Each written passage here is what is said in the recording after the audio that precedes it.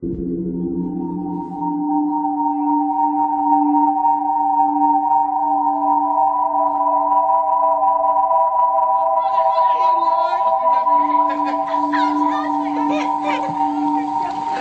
the summer of 1991, Michael Cork seemed to have everything.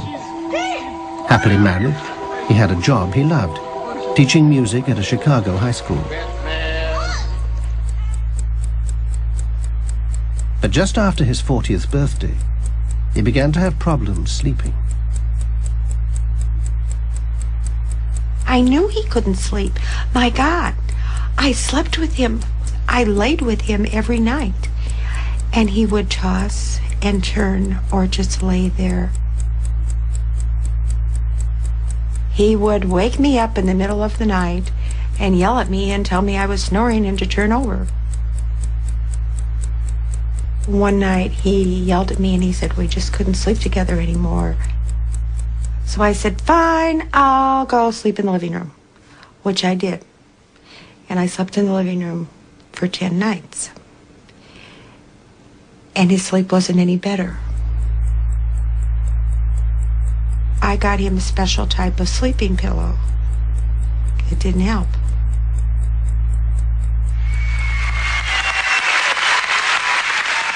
Cork couldn't find a way to get to sleep. By the time he conducted this school concert, he hadn't slept for over 2 months. It took so long for him to walk and get up on the podium. I didn't want to help him walk. He needed the dignity, no matter how difficult for him.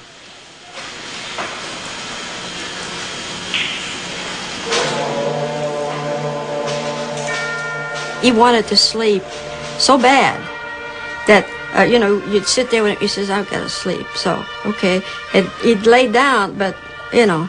Within 5 minutes, he'd be right back up again. He was losing physical vitality.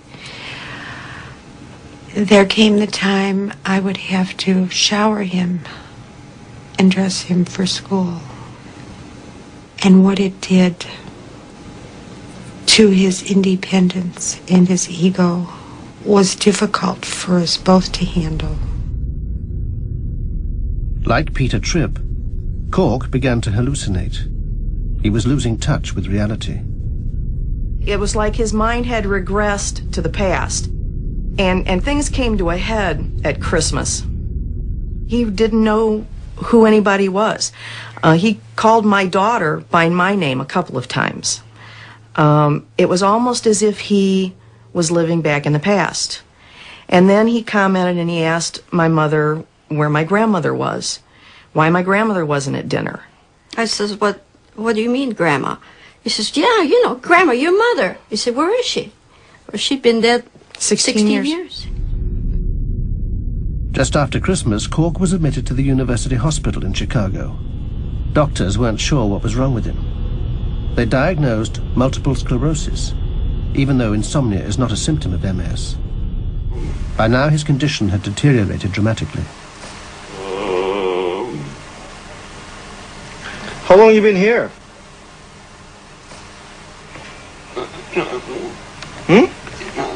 Yeah. How much? 2 weeks. Okay.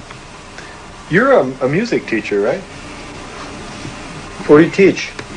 Instruments? Can you say it? What instrument? What instrument? Clarinet? He was no longer able to carry on a conversation. You got nods, and you got the occasional yes, and the occasional no, and that was it. Sometimes Cork appeared to be dozing, but EEG measurements of the electrical activity in his brain showed nothing that could be classified as sleep. By now, he'd gone without sleep for more than 130 days. When you wake up, do you feel refreshed like you should? You do? You feel good in the morning? Because your EEGs look like you're not sleeping very well. By the third day, he was not a functioning individual. So after 6 months, no wonder he was in a total catatonic state. He could not eat, he could not speak, he couldn't do anything. After months of confusion, doctors finally recognized that Cork was suffering from a rare genetic disorder.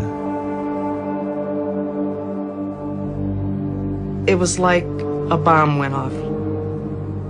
He sat there and said, well, we know what's wrong with your brother.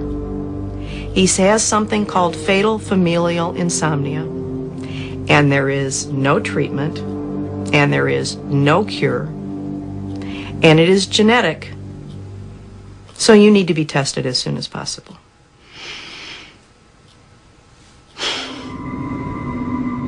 Fatal familial insomnia had been discovered 7 years earlier.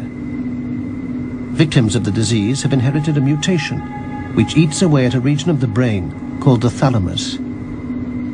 Damage to this area destroys the sleep onset mechanisms.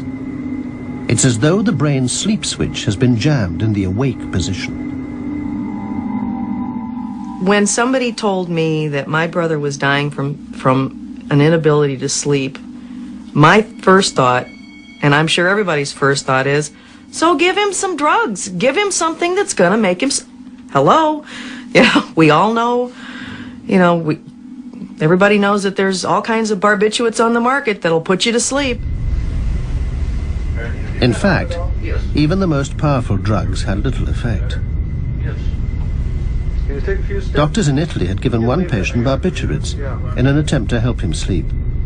The dose had been heavy enough to put the patient into a coma, but it failed to send him to sleep. After 6 months without sleep, Michael Cork was close to death. I remember that day like it was yesterday. The phone rang, and I said, can I help you? And she said, I'm sorry to tell you this. And that's all I let her say. I said, no, can't be. And so when he died, I wasn't there. And I went in. I kissed his head the way I always used to. And he finally got to rest. And that was the good part of it. That he could finally sleep. Eternally. I said to people that my brother died because he didn't sleep for 6 months. And people look at me and say, you're nuts. Never heard of anything Never like heard that. of it. You don't die from lack of sleep. Yes, you do. Joanne Mosby was tested for the fatal insomnia gene. The tests proved negative. But when she was a child, her natural father left the family home and moved south. She knows it's possible that somewhere she has family for whom time is running out. There's got to be a genetic link to my father's side of the family, my natural father's side of the family. And we need to know to find out what that is. There are other children out there. I have half siblings out there somewhere, and they need to be tested. Around 25 families worldwide have been diagnosed with fatal familial insomnia. There's no known cure, and all those who carry the gene will die.